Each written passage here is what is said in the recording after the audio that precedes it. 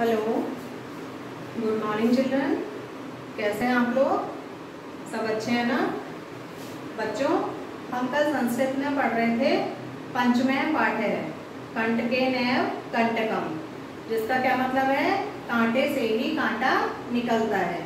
ठीक है, कल हमने आधा चैप्टर पढ़ा था।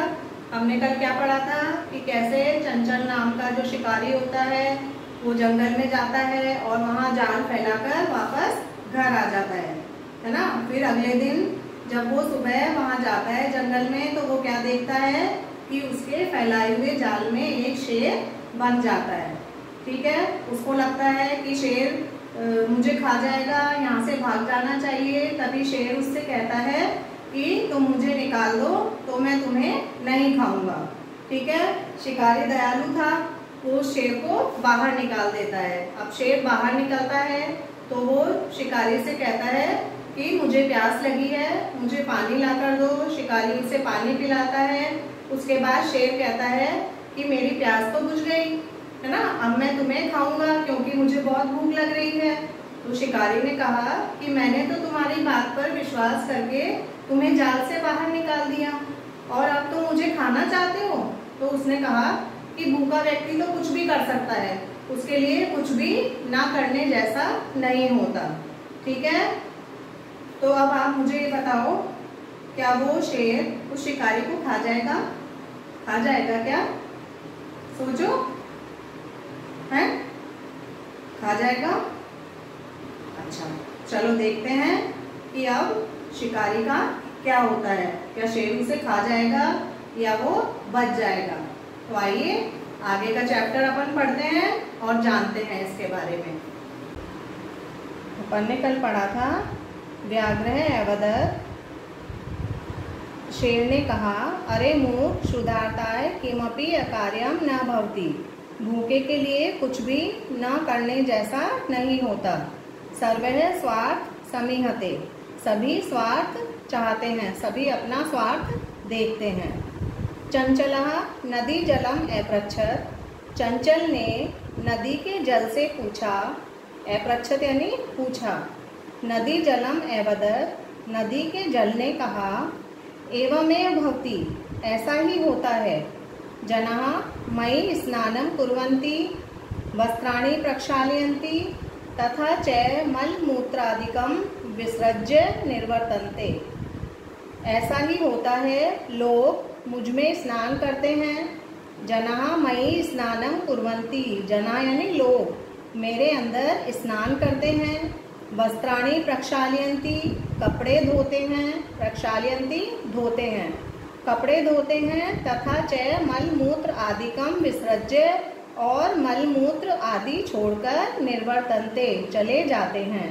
वस्तुतः सर्वः स्वार्थम समीहते, वास्तव में सब अपना स्वार्थ चाहते हैं, यानी सब अपना मतलब पूरा करना चाहते हैं।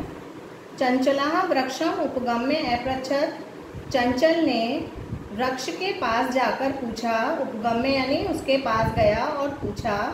वृक्षः अवदत्, पेड़ बोला, मानवः अस्माकं छायायां विरमन्ति, मनुष्य हमारी छाया में विश्राम करते हैं। विरमन्ति यानी विश्राम करना।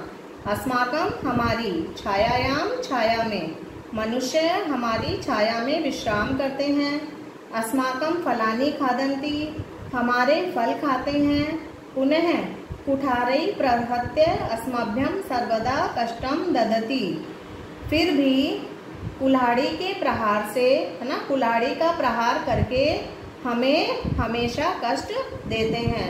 यानी हमारी छाया में वो विश्राम करते हैं, हमारे ही फल खाते हैं, फिर भी कुल्हाड़ी का प्रहार करके हमें हमेशा कष्ट देते हैं।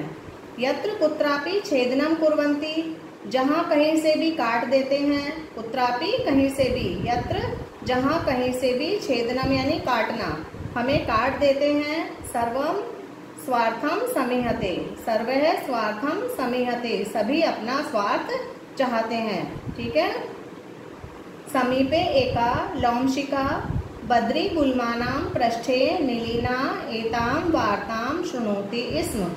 पास में ही, समीपे, पास में ही, एका लोमशिका, एक लोमड़ी, लोमशिका यानी लोमड़ी, बद्री गुलमानाम, बद्री कहते हैं बेर को, और गुलमानाम यानी झाड़ियाँ, बेर की झाड़ियों के पृष्ठे यानी पीछे, पास में ही एक लोमड़ी बेर की झाड़ियों के पीछे, नीलिना, नीलिना यानी छिपी हुई, एताम वार्ताम शृणोति इस्म, इस सारी बातचीत को सुन रही थी।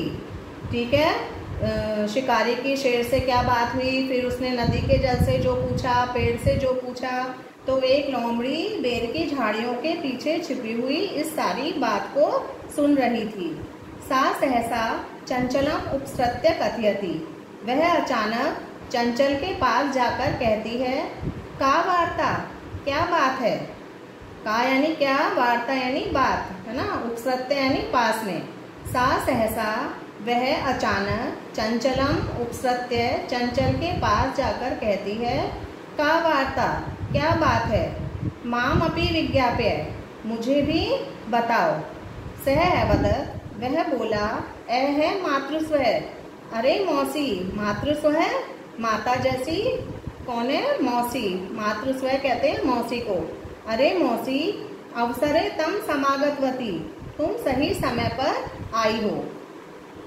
मया अस्य व्याघ्रस्य प्राणः रक्षिता, मेरे द्वारा इस शेर के प्राणों की रक्षा की गई है, या मैंने इस शेर के प्राणों की रक्षा की है। परम एषः मामेव खादितुम इच्छति, परंतु यह मुझे ही खाना चाहता है। मामेव, मम प्लस एव, मम यानी मुझे, एव यानी ही, ठीक है, परंतु यह मुझे ही खाना चाहता है। तदनंतरम सह लोमशिकाए निखिलाम कथाम न्यवेदयत्, उसके बाद, तदनंतरम यानी उसके बाद, सह उसने किसने, चंचल ने, उसने लोमशिकाए लोमड़ी को निखिलाम कथाम, सारी कहानी सुनाई। निखिलाम मतलब संपूर्ण, सारी, कथा यानी कहानी, न्यवेदियत यानी निवेदन की या बताई। उसके बाद उसने लोमड़ी को सारी कथा बताई। लोमशिका चंचलम एकथयत, लोमड़ी ने चंचल से कहा, बाढ़म, अच्छा, त्वम जालम प्रसार्य, तुम जाल फैलाओ। पुनः सा व्याघ्रम, फिर उसने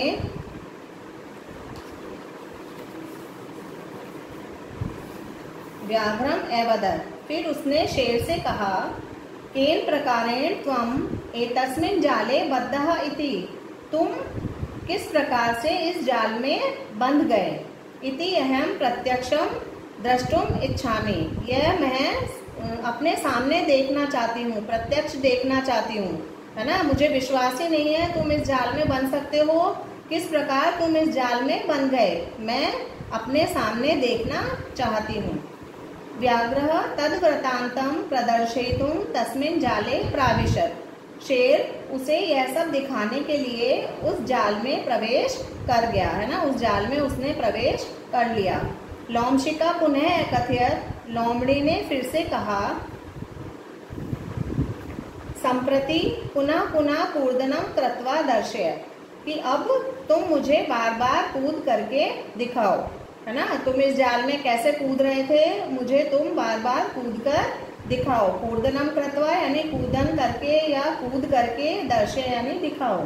स तथैव समाचरत, उसने वैसा ही किया।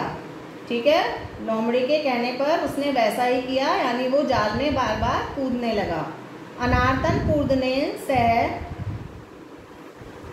शांतः अभवत्, और लगातार कूदने से वह थक गया। जाले बद्धः स व्याघ्रः क्लान्तः सन् निसहायो भूत्वा तत्र